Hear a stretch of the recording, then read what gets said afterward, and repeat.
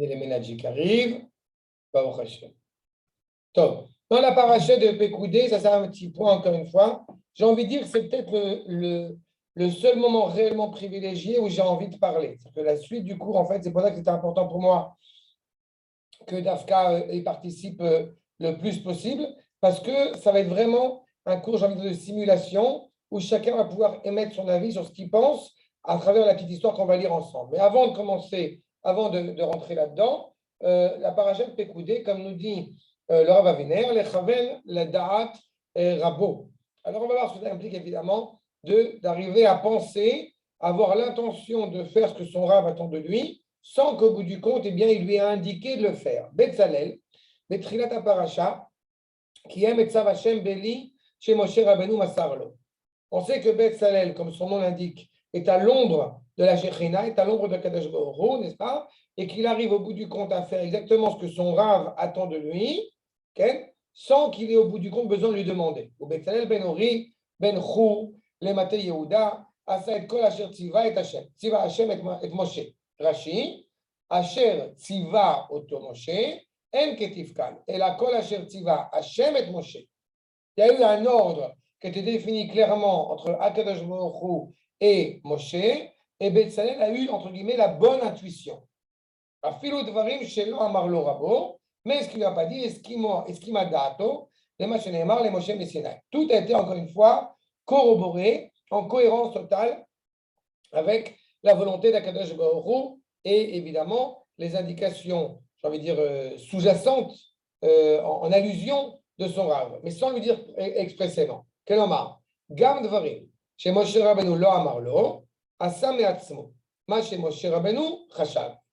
Encore une fois, dans quelques minutes, grâce à cette entrée, ce commentaire du Rav Aviner, on va voir en quoi ça touche aussi la vie de couple, cette réalité-là. En tous les cas, la question évidemment s'impose, comment est-ce que, eh bien, Betzalel a su prévoir, a su intuitivement accomplir ce qu'on attendait de lui. Erkara d'Avarazé.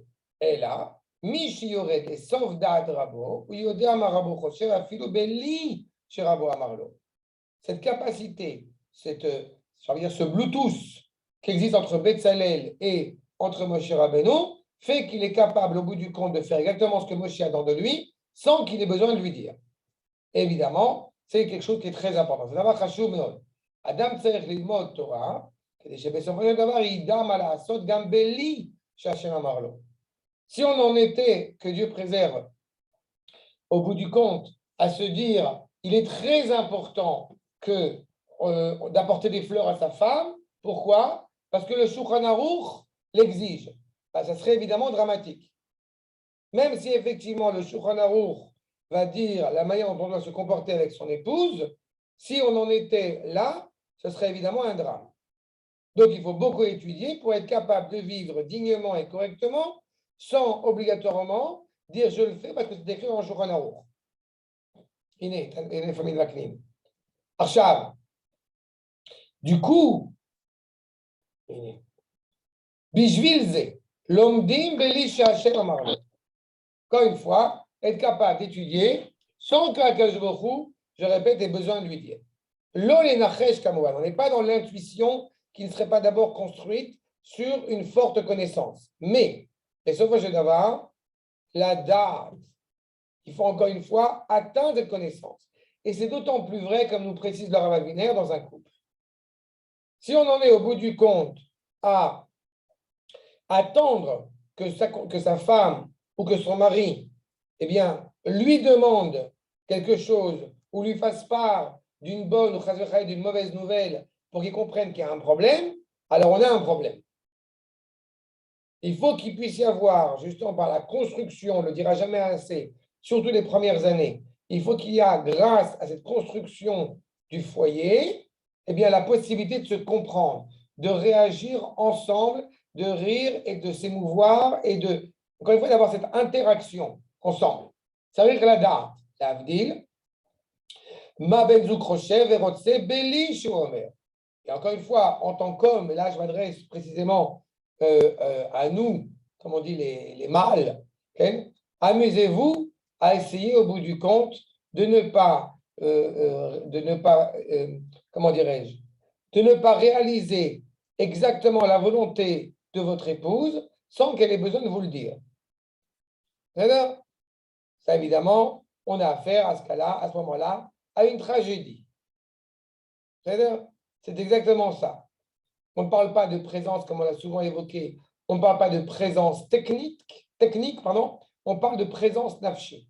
Être capable, au bout du compte, ce qui est une mission quasiment impossible, mais être capable de réfléchir à ce que son épouse souhaite dire sans l'avoir dit, sans avoir besoin qu'elle le dise. C'est exactement le problème. Ça veut dire que plus les années avancent, plus au bout du compte, eh bien, cette cohésion, cette unité du couple va se raffermir parce que justement, c'est construit ce socle de compréhension, je répète, même sans parole. D'accord? Adkan pour ce point sur la paracha de la semaine. Je vois que maintenant que Baruch Hashem, il y a quelques personnes qui nous ont rejoints, notamment la famille Vaknin, je vois Shalom, la famille Menadji, Mishparat Assou, Shalom. Vous êtes toujours conviés à mettre la caméra. Mais là, vous êtes obligé de mettre la caméra parce que il faut que vous allez réagir. Donc, vous pouvez enlever le mute parce que c'est vous qui allez réagir maintenant sur ce qu'on va lire. Donc, voilà l'histoire. Voilà l'histoire qui est devant les yeux. J'ai eu l'occasion de donner le feuillet à ceux qui sont des Réfaïens. Donc, ils ont reçu la feuille. Bon, Hachem. Le titre de notre histoire, c'est Le vase rose du salon, donc par Sampé et Goscinny. Je profite de l'occasion pour dire à Yosef notamment et à Itan que la feuille n'a pas besoin de gnisa. Ça va, il n'y a pas besoin de ça. Mais on va voir ensemble ce que ça implique. Alors, on va lire l'histoire ensemble. Et puis, vous allez voir par vous-même, au bout du compte, ce que ça implique et pourquoi c'était si important pour moi de votre présence et, encore une fois, cette simulation, j'ai envie de dire, et cette réflexion ensemble. Vraiment, j'insiste sur ce point. C'est vous qui allez donner aujourd'hui, en plus, on rentre dans le mois de Hadar, donc c'est vraiment la bonne occasion pour faire ça ensemble. C'est vous qui allez donner vie à ce cours. J'étais à la maison, explique le petit Nicolas. Pour ceux qui ne connaissent pas le petit Nicolas, eh ben, ça vaut le coup de connaître. J'étais à la maison, en train de jouer à la balle, quand, bing, j'ai cassé le vase rose du salon. Maman est venue en courant et moi, je me suis mis à pleurer. Nicolas m'a dit, maman, tu sais qu'il est défendu de jouer à la balle dans la maison. Regarde ce que tu as fait. Tu as cassé le vase rose du salon. Ton père y tenait beaucoup à ce vase. Quand il viendra, tu lui avoueras ce que tu as fait, il te punira et ce sera une bonne leçon pour toi. Je ne vais pas lire toute l'histoire sans m'arrêter à chaque moment qui me paraît important et crucial. Alors, que vous pensez-vous déjà de l'enfant et de la réaction de la mère? Ramon. Rabotaï, c'est vous qui allez parler, je ne parle pas. Rav, ça se voit qu'elle a peur de son mari. Elle a peur qu'il l'accuse de elle avoir cassé le vase. Non, lui, c'est une victime. Non. Elle C'est encore pire que moi. C'est chaud. Ken. Première problématique. Vous êtes lourd, vous ne parlez pas. C'est à vous de me dire ce que vous en pensez. Dites-moi votre avis. Quand elle parle de la punition, il y a un problème parce que, enfin, je trouve que la punition, elle n'est pas en rapport avec ce qu'il a fait. Au lieu de lui dire, c'est bien qu'elle l'invite à se confesser, à avouer ce qu'il a fait au père, mais il y a quelque chose comme s'il fallait qu'il reçoive un onesh pour un onesh et pas qu'il n'y ait pas une leçon derrière. C'est-à-dire, je dis, qu'est-ce qui est la bonne leçon en fait? Le fait qu'il reçoive une punition, c'est pas ça la vraie punition. La vraie punition, c'est quelque chose qui le fasse comprendre que ce qu'il a fait était mal. Ok. Bon, d'abord, il y a un truc que vous avez oublié, c'est que le petit Nicolas, il a dit, j'étais à la maison en train de jouer à la balle. Première problématique que la mère, semble-t-il, n'a pas insisté, ou par négligence, ou en tout cas dans une démarche pédagogique. Est-ce qu'elle a dit à son fils, on ne joue pas à la balle dans la maison? Il y a une cohérence, une responsabilité. Si elle ne lui a pas dit au bout du compte de ne pas jouer à la balle à la maison, alors automatiquement, elle ne peut pas venir lui faire un reproche après, puisque ne lui ayant pas dit ça, eh bien, au bout du compte, l'enfant, qui est un âge, encore une fois, un jeune enfant, il ne sait pas forcément qu'on ne peut pas jouer à la balle à la maison. Première problématique. Deuxième problématique, la première chose que la mère, encore une fois, au vu de ce qui est dans le texte, la première chose que la mère fait, c'est qu'elle réagit avec colère parce que le vase est brisé. Elle ne réagit pas d'abord et avant tout parce que son fils s'est peut-être fait mal, c'est peut-être tombé, il y a peut-être du verre sur lui, avant même de se mettre en colère. Deuxième problème. Troisième problème. Quand elle parle au bout du compte en disant ton père, il tenait beaucoup, tu vas voir quand il viendra, tu vas voir ce qu'il a fait. Sous-entendu, celui qui a l'autorité dans cette maison, bon, c'est-à-dire à juste titre, c'est écrit dans les années 60, donc on peut comprendre pourquoi c'est comme ça un petit peu le modèle familial. Mais de manière générale, d'un point de vue juif, on a un problème. Le père n'est pas là pour donner les fessées et la mère les caresse ou l'inverse. Il y a quelque chose ici qui est fondamental dans l'éducation d'un enfant. On est ensemble, on a une cohésion. Attends que ton père il arrive, tu vas voir ce qui va se passer. Rav, Okay. Rav, je voulais juste demander, il y a comment que sachant que le père, il aime beaucoup le vase, qu'est-ce qu'il s'en fiche? Je comprends pas.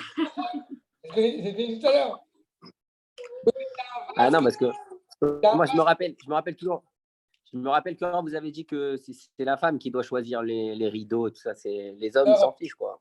Oui, mais c'est un vase que le père du petit Nicolas, il a ramené directement d'Algérie. Donc, il est de Djerba. Pas d'Algérie, de Djerba. Il y avait sa belle-mère dedans. Voilà, je savais que ça allait partir. C'est bien. Mais évidemment, tu as raison. Achab, il arrive. On poursuit. Donc, quand il viendra, tu lui avoueras ce que tu as fait, comme a relevé Jérémie, évidemment. Ce n'est pas une punition à des fins pédagogiques, mais une punition pour une punition. Shalom Elon, c'était déjà arrivé. Je vois qu'il est là. Voilà. On poursuit. Pour Elon qui nous rejoint, juste que tu saches, on est en train de traiter donc d'une histoire du petit Nicolas, avec le petit Nicolas qui a cassé le vase rose du salon. La mère est en colère et attend que le père réagisse, qui revient du travail pour réagir et punir le petit Nicolas. Maman a ramassé les morceaux de vase qui étaient sur le tapis et elle est allée dans la cuisine. Moi, j'ai continué à pleurer parce qu'avec papa, le vase, ça va faire des histoires. Donc évidemment, ce qui est ennuyeux, ce sont les histoires, les disputes qui vont se créer. Encore une fois, ceux qui ne connaissent pas le petit Nicolas, tout est écrit sous l'angle de l'enfant. Papa est arrivé de son bureau, il s'est assis dans son fauteuil et il a ouvert son journal et il s'est mis à lire. Maman m'a appelé dans la cuisine et elle m'a dit, eh bien, tu lui as dit à papa ce que tu as fait? Moi, je ne veux pas lui dire. J'ai expliqué et j'ai pleuré un bon coup. Ah, Nicolas, tu sais que j'aime pas ça. Ça m'a dit maman. Il faut avoir du courage dans la vie. Tu es un grand garçon maintenant. Tu vas aller dans le salon et tout avouer à papa. Avant de poursuivre, est-ce qu'il y a un truc qui vous embête là? Rabotai. Ken Bechamon.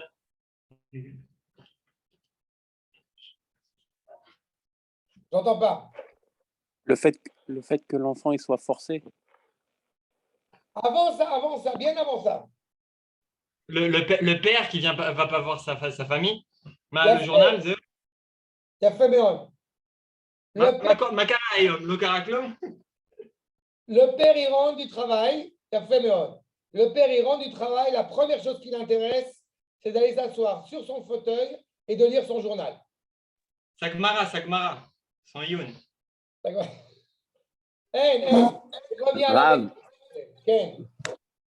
il y a un truc qui est bien déjà, c'est que la femme, elle retourne dans la cuisine. Je crois que vous êtes de bonne humeur aujourd'hui. Maintenant, quand effectivement la mère, elle n'a pas oublié, ça c'est un point très positif. De manière générale, d'un point de vue pédagogique, jamais, au grand jamais, une histoire doit être, encore une fois, comment dirais-je, époustée, balayée sous le paillasson, balayée sous le tapis, il n'y a plus de problème. Non, ça n'a pas été traité tout de suite, ça aurait dû être, je vais en parler avec papa. C'est ça qui aurait dû être à la base. Je vais en parler avec papa, on verra ce soir avec papa ce qu'on va décider de faire au vu de ce que tu as fait. En admettant qu'elle lui a dit, comme je dis dès le départ, que tu ne peux pas jouer à la balle dans le salon. Mais bon, elle lui a pas dit que c'était une erreur. Malheureusement, il faut aussi des erreurs. C'est pas interdit, mais en tous les cas, c'est quelque chose que c'est pas que c'est dans le vide. C'est on va en parler avec papa. Maintenant, papa est revenu de la maison, est revenu à la maison, revenu du boulot, et au bout du compte, la mère, elle n'a pas oublié l'histoire clairement. Elle lui dit comment, est-ce que tu as dit ce que tu as fait? Et ça ne s'arrête pas là. Donc évidemment, il n'a pas envie d'expliquer parce qu'il a peur de la punition. Vous voyez qu'il y a un problème de dialogue évidemment ici qui est inscrit. Maintenant, le fait est, c'est que chaque fois qu'on me dit que je suis un grand garçon, j'ai des ennuis. C'est vrai à la fin. Mais comme maman n'avait pas l'air de rigoler, je suis allé dans le salon. Vous voyez la réaction du père. Papa, c'est le gosse qui parle. Papa, j'ai dit, a dit papa qui a continué à lire son journal. J'ai cassé le vase rose du salon, j'ai dit très vite à papa, et j'avais une grosse boule dans la gorge, a dit papa. C'est très bien, mon chéri, va jouer. J'ai besoin d'expliquer pourquoi il y a un problème ou c'est clair là? D'accord? Vous fixez un rendez-vous, vous fixez pas un rendez-vous, etc.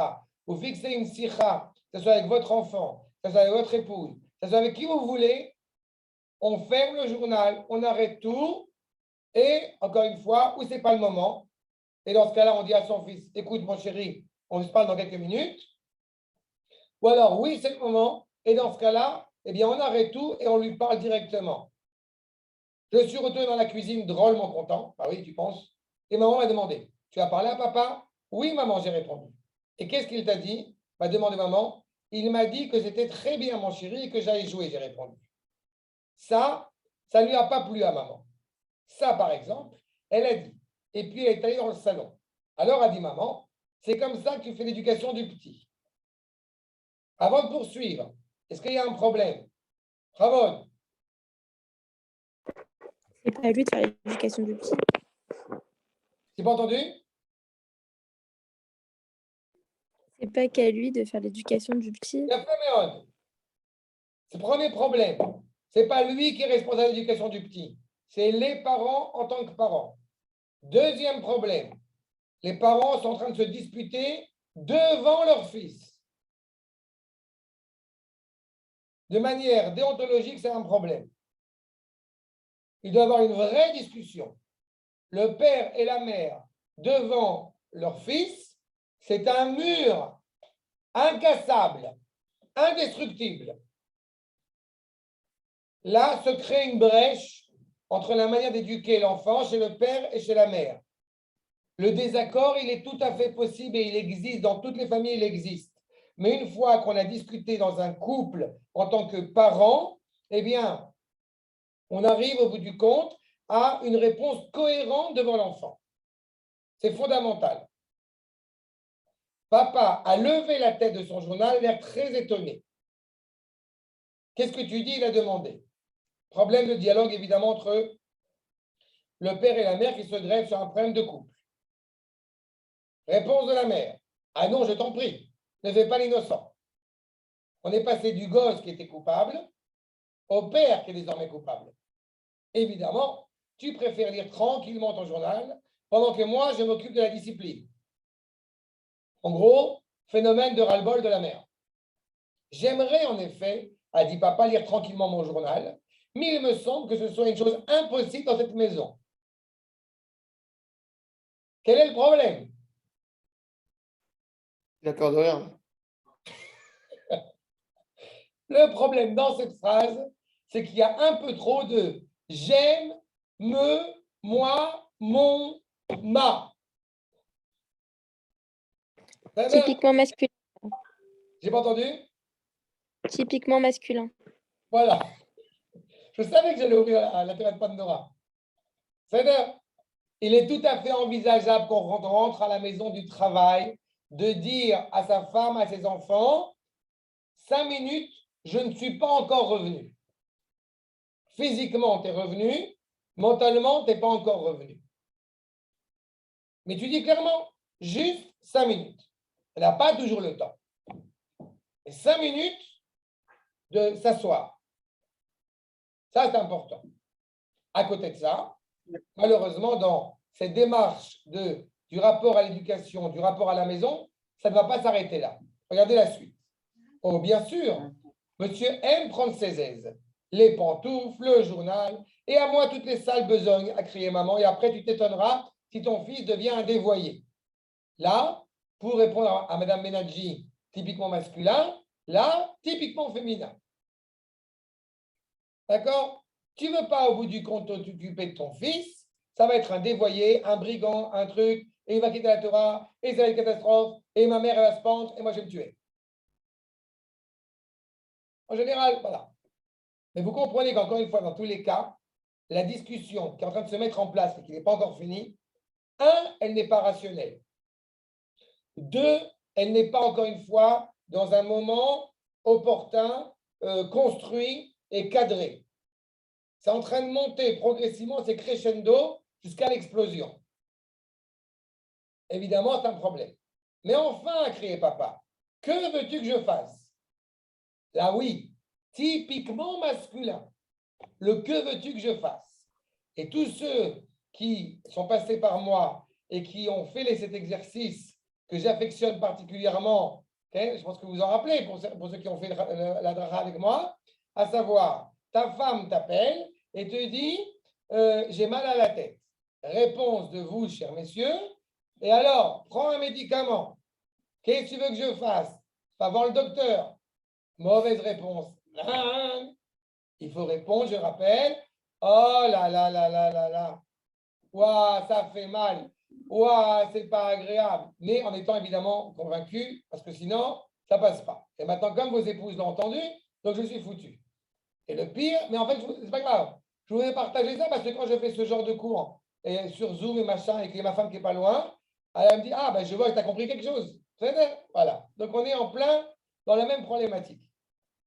Que veux-tu que je fasse?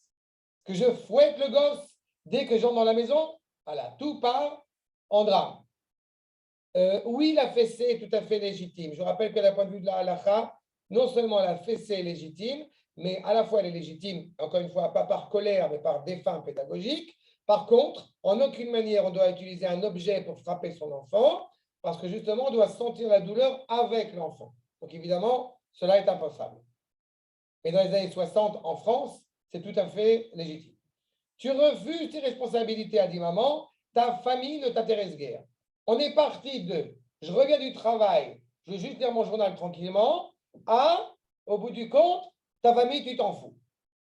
Ça, par exemple, a crié papa. Moi qui travaille comme un forcené, qui supporte la mauvaise humeur de mon patron, qui me prive de bien des joies pour vous mettre, toi et Nicolas, à l'abri du besoin. Est-ce que vous voyez un problème dans cette phrase? Évidemment. Non, ça ne sert à rien. J'ai pas entendu? Manque d'unité de la famille. C'est chacun sa vie. Bien fait, Méode. Premier problème. Je crois que j'ai entendu quelqu'un qui voulait ajouter aussi quelque chose. C'est toi, Samuel? Abotai, mettez la caméra, je ne vous vois pas. Non, j'ai dit ce que la femme, elle fait à la maison. Lokashur Elav. Bien fait, Méode. Le savais. Bien fait, Méode. Et en plus de ça, la femme, elle travaille aussi. Même si elle ne travaille pas en dehors de la maison, il n'empêche qu'elle travaille clairement à l'intérieur de la maison. Donc cette problématique-là, encore une fois, est totalement saugrenue. Et d'autant plus à notre génération où la plupart des femmes travaillent aussi en dehors de la maison. La mère, je t'ai déjà dit de ne pas parler d'argent devant le petit. On me rend fou dans cette maison à crier papa, mais ça va changer. Oh là là, ça va changer. Menace, machin, là on n'est plus dans le rationnel totalement. Là c'est fini, c'est parti en vrille. Et voilà, on arrive dans les dossiers. Ma mère m'avait prévenu, a dit maman. J'aurais dû l'écouter. Rabotaï, surtout pour nous les Sfaradim, il faut le se dire et il faut le répéter une fois n'est pas coutume. Beaucoup de couples, malheureusement, ont divorcé parce que l'homme avait deux femmes chez lui, si je puis dire. Il aimait deux femmes, sa mère et sa femme. Jamais, je vous renvoie au cours que j'ai donné sur l'ingérence des parents et des grands-parents, etc. Le couple est un couple. Les parents, ils sont ce qu'ils sont et ce n'est pas notre problème. Vous êtes un foyer à part entière. Donc, ma mère m'avait prévenu, même pas en rêve. Évidemment, réaction épidermique de la femme. Ah, ta mère. Ça m'étonnerait qu'elle ne soit pas encore arrivée. Ça m'étonnait qu'elle ne soit pas encore arrivée dans la conversation. Ta mère. a dit papa. D'un côté comme de l'autre. Ni la mère, ni la belle-mère. Comme le coutume dit, mais ce n'est pas vrai. Comme la coutume dit que si vous invitez votre belle-mère à table, alors vous n'êtes pas obligé de manger du marron. D'accord? Mais c'est une blague. Achab, laisse ma mère tranquille, a crié maman. Je t'interdis de parler de ma mère. Est-ce que vous vous rendez compte qu'on est quand même parti du vase du salon qui était brisé? C'est-à-dire, à ce moment-là, il faut avoir la décence et pas du tout l'ego de dire stop, on arrête, on se parle tranquillement. Sauf que là, évidemment, ça ne se passe pas comme ça. Et ça continue, hein, ce n'est pas fini. Encore une fois, je continue à parler parce que je ne vous parlais pas, mais si vous avez des choses à ajouter, vous êtes conviés. Hein. C'est vraiment une discussion que je souhaite ensemble. Mais ce n'est pas moi qui, a dit papa, et on a sonné à la porte. Donc la discussion s'est arrêtée net. Incompréhension entre le père et la mère. C'était M. Blédur, notre voisin. Oh, il y a le voisin qui arrive. J'étais venu voir si tu voulais faire une partie de dames, il a dit à papa. Vous tombez bien, M. Blédur, a dit maman. Vous allez être juge de la situation. Ne pensez-vous pas qu'un père doit prendre une part active dans l'éducation de son fils? Qu'est-ce qu'il en sait? Il n'a pas d'enfant, a dit papa. Je m'arrête une seconde parce que ça me fait beaucoup rire. Est-ce que vous voyez un problème dans la tournure de cette discussion? Non, il y a tout qui va bien là, c'est top du top. On est tous d'accord? Et c'est pas fini. Ce n'est pas une raison, a dit maman. Les dentistes n'ont jamais mal aux dents, ça ne les empêche pas d'être dentistes. Et d'où tu as sorti cette histoire que les dentistes n'ont jamais mal aux dents, a dit papa, tu me fais rigoler, et il s'est mis à rigoler. Ça, c'est ce qu'on appelle en langage Gad Elmaleh, bravo madame. Il s'est mis à rigoler. Moi, je pense que c'est interdit de rigoler dans une embrouille. C'est dangereux. C'est pas... Non seulement c'est dangereux, mais tu es conscient que ce n'est pas un vrai rire. C'est un rire moqueur, c'est un rire méprisant. Mais tout va de travers. Tout va de travers dans cette histoire. C'est ça qui m'a fait beaucoup rire quand j'ai rigolé. Si on le voit à la rigolade, il faut rigoler. Mais tout est de travers. L'intervention du voisin, l'ingérence du voisin dans l'histoire. Le seul d'Afrique qui va bien réagir dans cette histoire, c'est en l'occurrence le voisin. Et il continue. Vous voyez, monsieur Blédur, il se moque de moi, a crié maman. Au lieu de s'occuper de son fils, il fait de l'esprit. Qu'en pensez-vous, monsieur Blédur? Pour les dames, a dit monsieur Blédur, parce qu'il était venu pour ça à la balle, c'est fichu, je m'en vais. Ah non, a dit maman, vous avez tenu à mettre votre grain de sel dans cette conversation, vous resterez jusqu'au bout. À Botaï, jamais, jamais, jamais, on ingère ni les voisins, ni les copains, ni les parents, ni personne dans les discussions qu'il y a entre vous. La seule personne habilitée pour rentrer dans, et qui est fondamentale, de rentrer dans vos discussions et dans cette dispute et d'essayer de gérer au bout du compte eh bien, une mise en tente ou un désaccord, c'est au mieux le Rosh Yeshiva s'il y a besoin ou moi, dans la mesure du possible. Et ce n'est pas du tout une honte, il n'y a pas de troucha, il n'y a pas de sentiment d'échec, c'est justement là pour ça. Tous ceux que j'ai le privilège ici, à qui j'ai eu et j'ai le privilège d'enseigner, je n'ai, pour vous, mesdames, n'ayez aucune crainte, quand je dois leur rentrer dedans, je leur rentre dedans. Mais la problématique, c'est encore une fois, jamais on ne fait ingérer au bout du compte une personne qui est totalement extérieure et qui, au bout du compte, n'est pas habilitée à pouvoir essayer d'aiguiller, d'orienter la santé mentale et physique du couple. Je ne parle pas de violence conjugale, là, allez-nous, ce n'est pas le sujet. Mais la mère, au bout du compte, va lui reprocher, vous avez mis votre grain de sel dedans. Pas question, a dit papa. Cet imbécile que personne n'a sonné n'a rien à faire ici, qu'il retourne dans sa niche. Là, on en est déjà à la phase suivante, les insultes. Évidemment, réaction du voisin. Écoutez, a dit M. Blédur. Oh, vous les hommes, tous pareils, a dit maman. Vous vous tenez bien entre vous, et puis vous feriez mieux de rentrer chez vous plutôt que d'écouter aux portes de vos voisins. On était parti sur un gosse qui a cassé le vase, a une discussion entre un père et une mère qui devient une dispute de couple, qui devient au bout du compte une dispute de quartier puisque le voisinage est au courant et qu'on est en train de faire des reproches aux voisins. Eh bien, réponse de M. Blédur, on jouera aux dames, un autre jour, a dit M. Blédur. Bonsoir, au revoir Nicolas, et M. Blédur est parti. Une fois que la mayonnaise elle a bien monté, que tout est arrivé au maximum, il y a évidemment la réaction de l'enfant qui, lui, est profondément attristé de voir son père et sa mère qui se disputent. Une des raisons supplémentaires pour laquelle on ne se dispute pas devant son enfant. Moi, je n'aime pas quand papa et maman se disputent, mais ce que j'aime bien, c'est quand ils se réconcilient. Et là, ça n'a pas raté. Ce qui est marrant, c'est que le gosse, il finit par transformer ça en jeu, au bout du compte. Bon, on est au courant, ils vont se disputer, et après, ils vont se rabibocher. Maman s'est mise à pleurer, alors papa, il a eu l'air embêté, il a dit, allons, allons, allons. Et puis, il a embrassé maman. Ça, je me permets d'insister sur ce point, chez nous, ça n'existe pas. Mais bon, ce n'est pas une histoire qui est pour les Juifs. Non, je me suis mal exprimé. Évidemment que papa, il embrasse maman. Mais on n'embrasse pas forcément maman devant tout le monde. Et même pas devant ses enfants. C'est-à-dire, comme dit la citation dans Lévi et Goliath, il a bien valu que ton papa et sa maman, ils se touchent un petit peu pour que tu sois né. Je vous cite évidemment film de Gérard Houry. Bref, le fait est, c'est qu'évidemment, papa, il embrasse maman, mais pas devant le gosse. Il faut garder une certaine pudeur, justement aussi sur ce point-là. Il a dit qu'il était une grosse brute, et maman a dit qu'elle avait eu tort, et papa a dit que non. Je me permets de revenir un peu en arrière juste pour vérifier ce que vous avez voulu dire. Est-ce que vous parlez de tout rapprochement, entre guillemets, devant les enfants ou d'un rapprochement excessif, peut-être, qui n'a pas lieu d'avoir lieu? Mais si on parle d'un rapprochement, entre guillemets, pour montrer aux enfants qu'en effet, papa et maman, ils s'aiment, etc., c'est pas important d'une certaine manière, que quand même les enfants ils voient un certain amour dans la famille.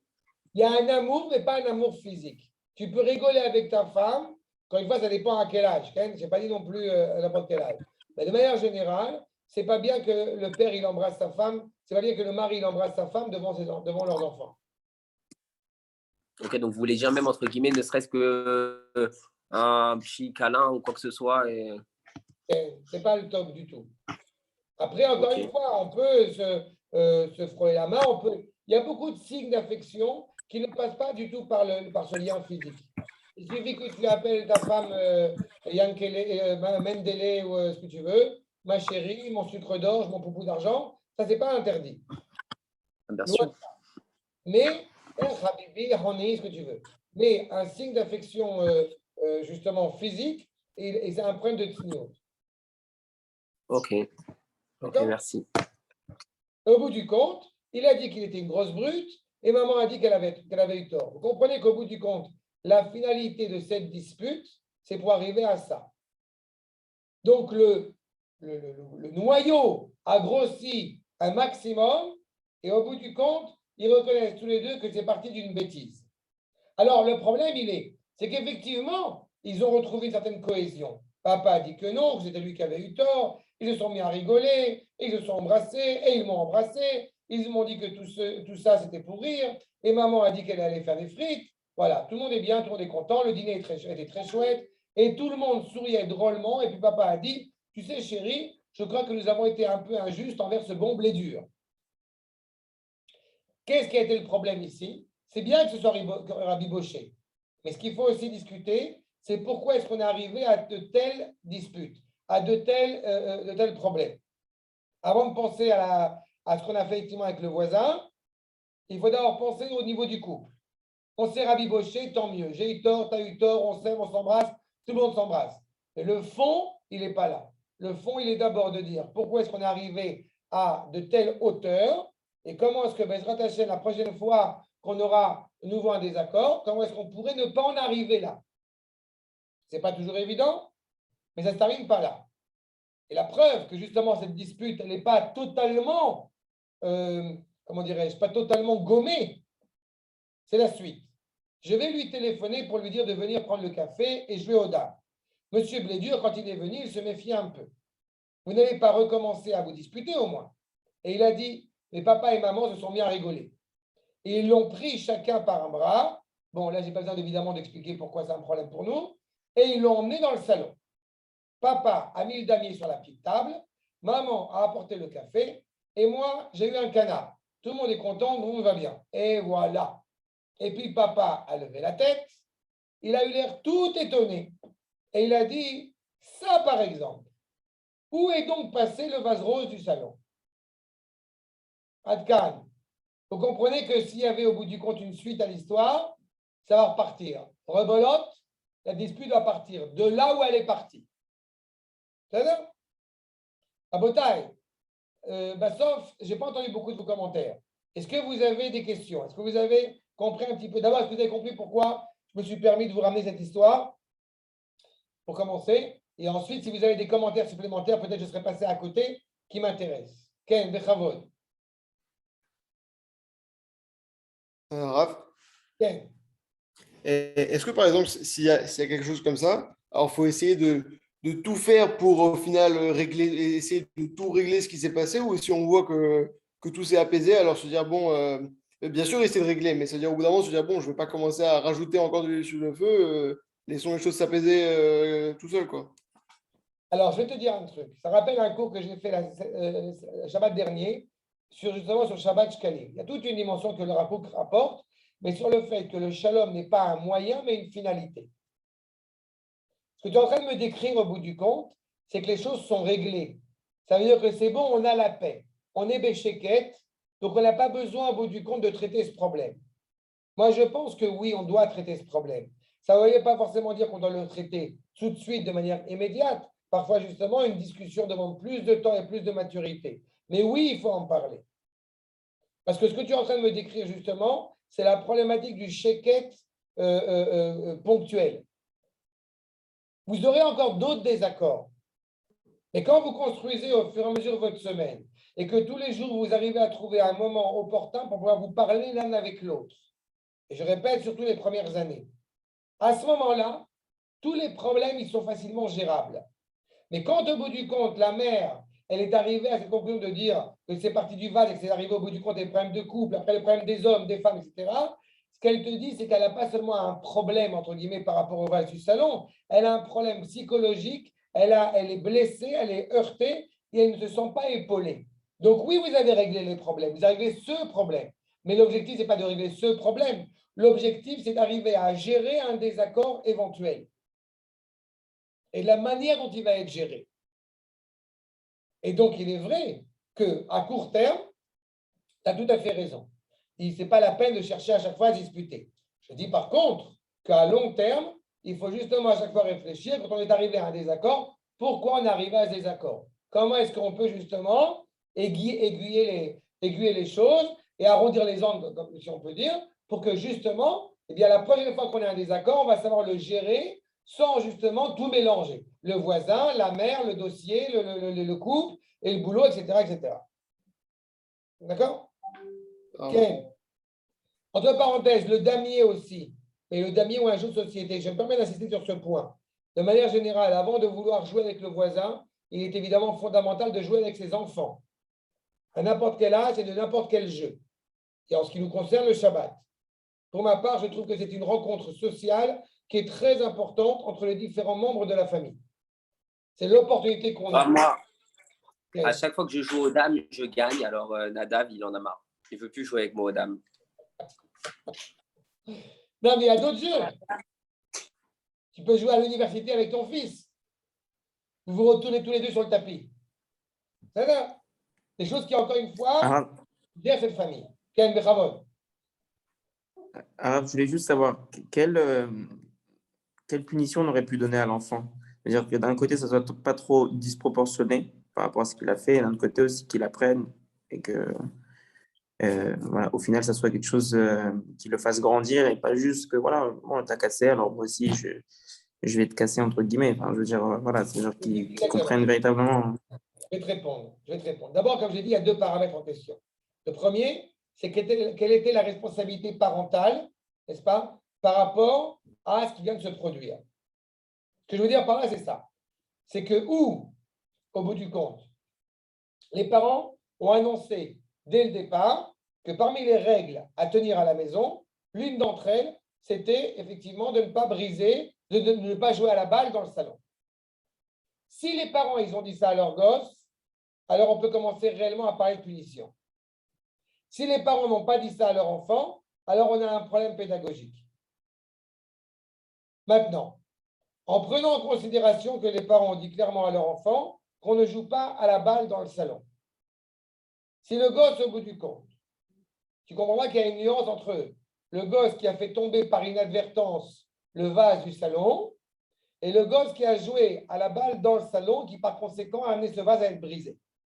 Dans le premier cas de figure, on est rassuré que l'enfant aille bien. Et on n'est pas du tout en mode énervé à cause d'un vase dans le salon qui a été brisé.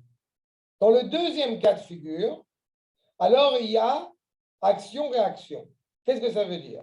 Ça veut dire que si ce gosse, par exemple, eh bien, il a reçu 5 shekels d'argent de poche. Comme tu as cassé le vase, il faut le réparer. Il faut qu'on achète un nouveau vase. Donc, tu vas me donner 2 ou 3 shekels sur ton argent de poche pour rembourser le vase. Tu as brisé le vase, donc tu dois rembourser le vase. Tu te doutes bien qu'un vase coûte beaucoup plus que 3 shekels. Donc la question, au bout du compte, ce n'est pas réellement pour rembourser le vase.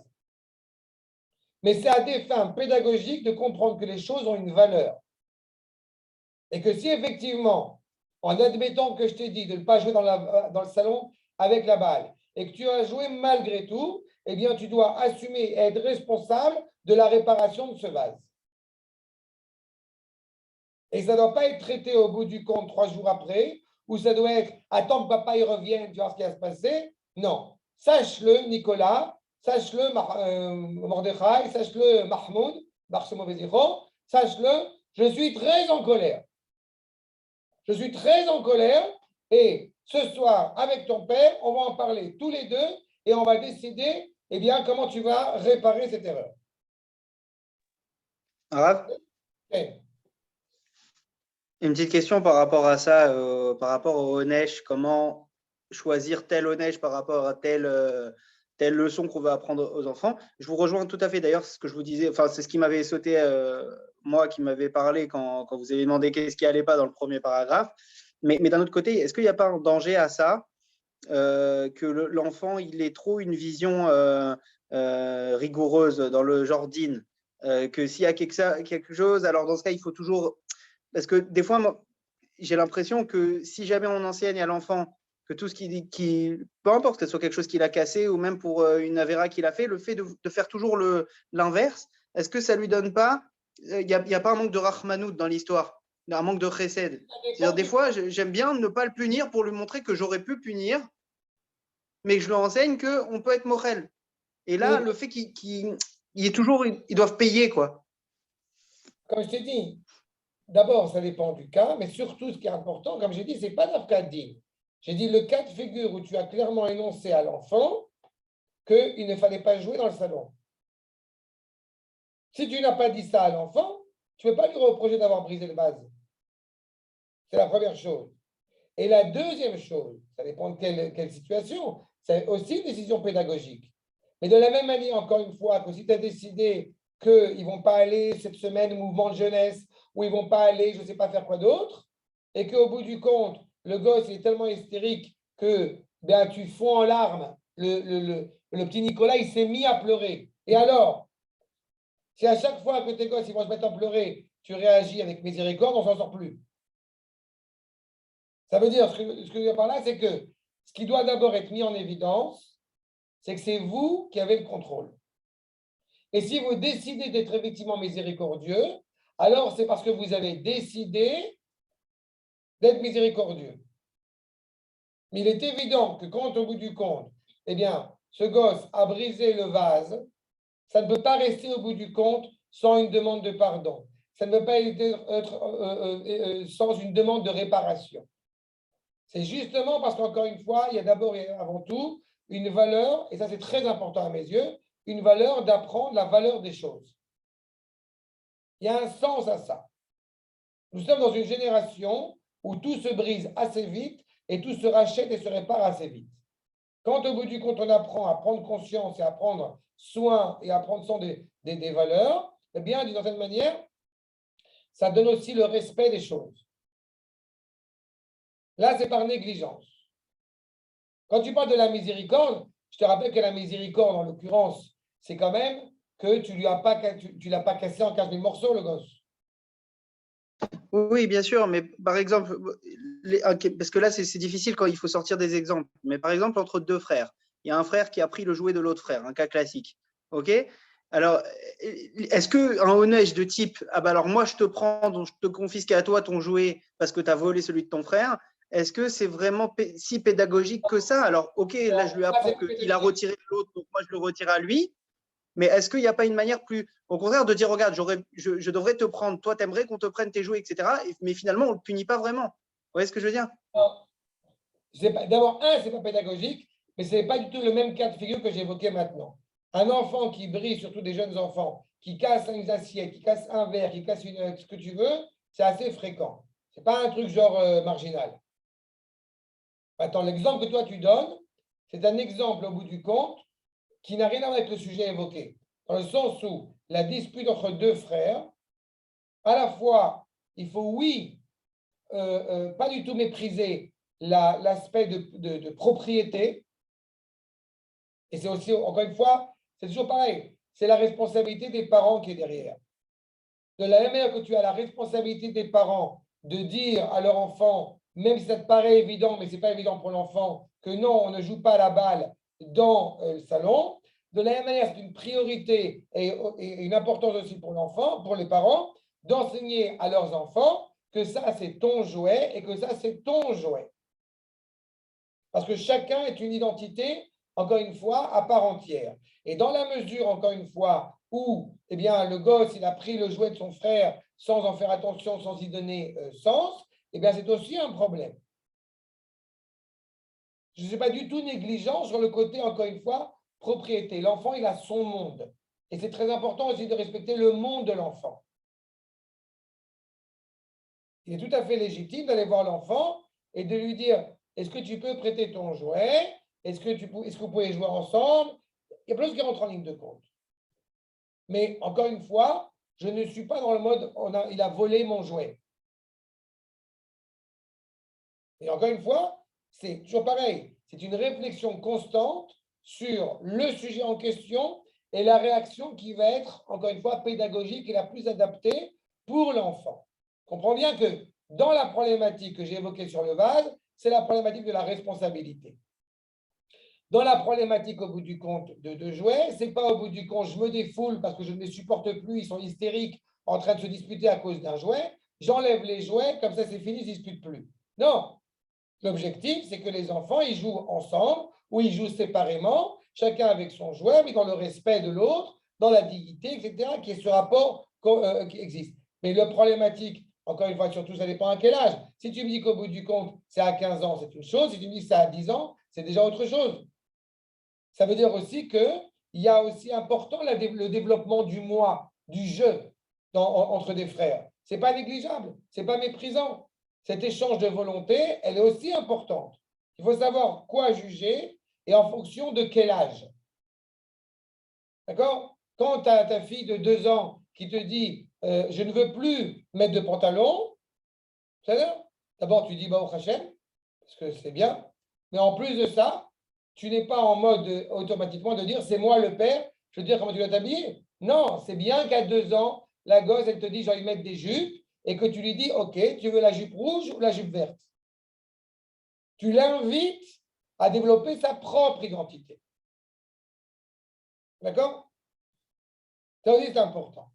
Ça veut dire que le couple, encore une fois, qu'on a vu, c'est un couple à part entière et qui n'est pas automatiquement dépendant du gosse, et le gosse n'est pas dépendant de ses parents. C'est terrible si au bout du compte, les parents se disputent avec l'enfant qui a l'impression qu'il se dispute à cause de lui. Non, le couple est une cohésion à part entière qui agit à la fois en tant qu'époux et épouse et à la fois en tant que papa et maman, et ce sont deux chapeaux différents. D'accord? Rabotaille, autre chose? Ça va, c'est clair? Je croyais. Alors, Hazak ou Baruch, et on se tient au courant par le WhatsApp parce que j'ai cru comprendre qu'il était judicieux d'Afka de faire un cours la semaine prochaine pour ne pas perdre le rythme de tous les 15 jours. Donc, pour garder le rythme. Alors, vous me tenez au courant. Si vous voulez qu'on fasse la semaine prochaine, par le WhatsApp, envoyez des messages, machin, et on se tient au courant. D'autre part, je vous rappelle que Baruch Hashem Ben Azmanim arrive dans un mois à peu près. Donc, Ben Azmanim aussi pour les cours sur les couples. Donc, tout Nissan, vous allez devoir à peu près ne pas vous disputer pour qu'on puisse se reprendre après Nissan. Allez, je vous embrasse. Bye bye. Bah, bah, bah, bah. Non, non, non.